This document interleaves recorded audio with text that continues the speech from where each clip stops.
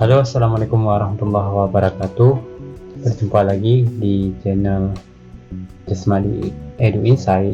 Di channel ini kita akan terus menyajikan berbagai informasi akademik dalam menunjang pendidikan kita. Oke, di kesempatan kali ini kita akan membahas tentang memanfaatkan Google Scholar dalam menuliskan karya tulis ilmiah.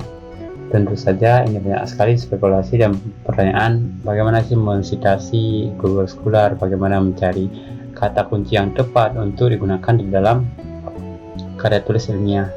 Jadi ditonton terus video ini agar nanti Anda paham bagaimana menggunakan Google Scholar, memanfaatkan Google Scholar untuk dapat diterapkan ketika Anda menuliskan karya tulis ilmiah.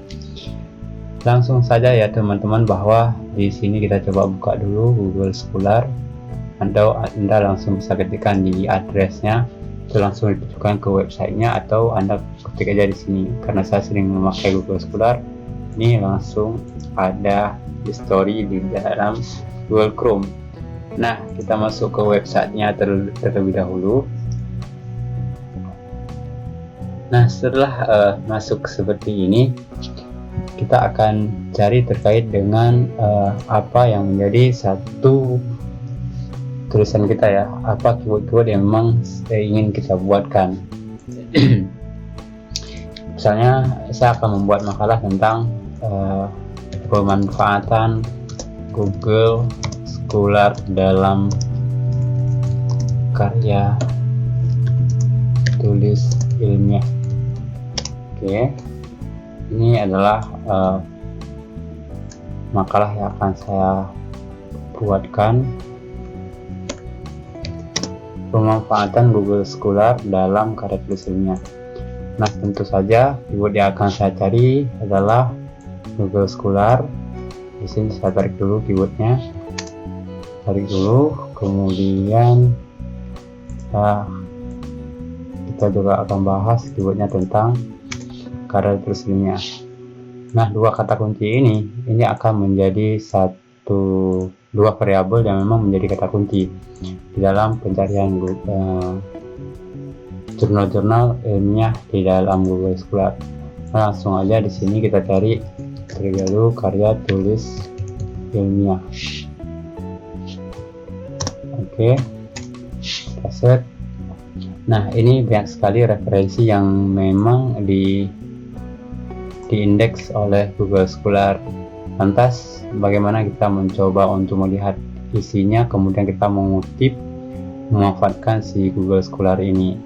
Nah, di sini juga teman-teman bisa membatasi ya, membatasi tanggalnya, urutkan tanggal, misalkan kita mau pilih yang terbaru ataupun memang sesuai dengan yang kita inginkan. Kemudian ada juga jenisnya, jenis yang ingin kita apakan, dan juga ada rentang waktu khusus yang memang kita batasi. Misalnya kita mau artikel dari 2020 itu sampai dengan 2024. Jadi kita bisa search, dan di sini Google Scholar juga memberikan artikel-artikel yang memang dituliskan dari tahun 2020 sampai 2024.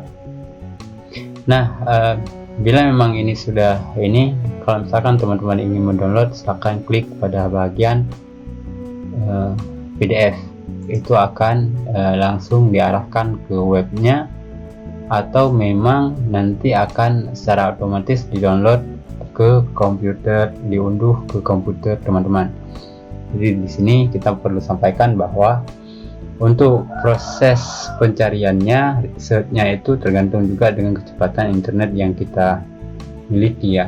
Jadi semakin cepat internet, semakin cepat Google Scholar itu memberikan result ataupun hasil dari pencarian. Nah, karena di sini internet saya agak lumayan lambat, ini butuh waktu untuk dapatkan hasilnya. Nah, di sini teman-teman, di sini dikasih adalah bentuknya literature review ya, jadi semacam skripsi ataupun karya tulis orang lain yang sudah diuploadkan ke Google Scholar. Tapi bila dirasa tidak cocok, silahkan di back, ataupun kita akan mencari tulisan yang lain. Atau kita bisa tab di sini atau buka di halaman yang lain agar pencarian dasarnya kita tidak mengganggu, dan ini bisa kita buka dua-dua, dan kita nggak harus balik lagi kemudian untuk mencarikan literasi sambil kita membaca menunggu yang ini. Dan ini sih di sini juga kita akan menelusuri yang lebih lanjut.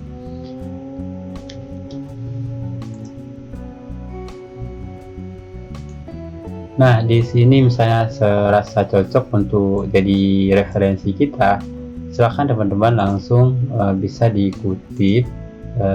Untuk mengutipnya itu boleh teman-teman tekan di kutip, kemudian kalau misalnya ini menjadi satu kutipan langsung ataupun teman-teman tidak memakai aplikasi seperti Mendeley, Zotero, bisa dikopikan dari sini, tergantung jenis citasi yang teman-teman pakai. Misalnya MLA, silakan teman-teman copy di bagian MLA ataupun APA ataupun ISO 690. Jadi disesuaikan dengan citasi yang dibutuhkan dalam sebuah karya tulis ilmiah. Dalam video ini kita contohkan yang bentuk APA karena ini yang umumnya dipakai. Misalnya di sini kita coba buatkan bentuk makalah ya, terlebih dahulu pendahuluan. Misalnya di bagian pendahuluan ini itu ada paragraf, misalnya ini perumpamaan saja seperti ini. Kita coba rapikan paragrafnya, kemudian kita rata kiri rata kanan.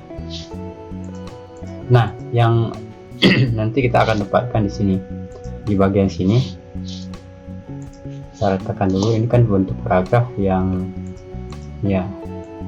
saya hapus. Ini paragraf seumpama yang kita kutip dari dari Google Scholar. Di sini kita sudah kopikan, kemudian kita akan pastikan jenisnya. Misalnya kita akan masukkan jenis bentuknya footnote-nya.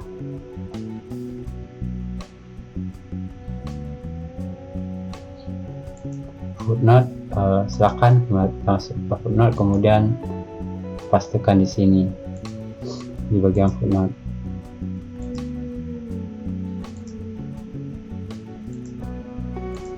Oke, dan ini fontnya sudah kita kasih, kemudian kita sesuaikan fontnya, biasanya 10, kemudian Times New Roman, dan fontnya pun sudah jadi. Jadi demikian untuk pengutipan di Google Scholar, bagaimana kita mencari sebuah jurnal ataupun karya tulis sebagai referensi citasi kita. Memanfaatkan Google Scholar, kita bisa menghasilkan berbagai karya tulis ilmiah yang lain. Artinya kita memanfaatkan Google Scholar itu untuk mencari literasi ataupun rujukan referensi yang membuat kita lebih kaya dalam menulis, seperti itu. Jadi barangkali ini yang menjadi satu pelajaran hari ini. Terima kasih untuk teman-teman yang sudah bersedia menonton sampai habis. Kita akhiri untuk pembahasan video kali ini. Assalamualaikum warahmatullahi wabarakatuh.